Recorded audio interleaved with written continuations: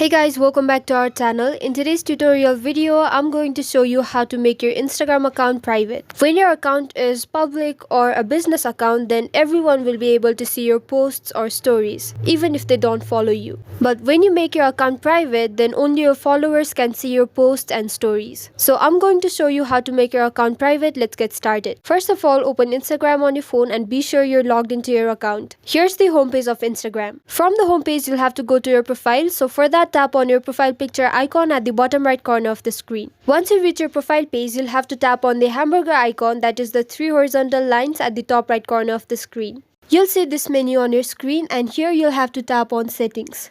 Now if you scroll down a little bit, under Instagram settings you can see this option privacy, the third one. You'll have to tap on it.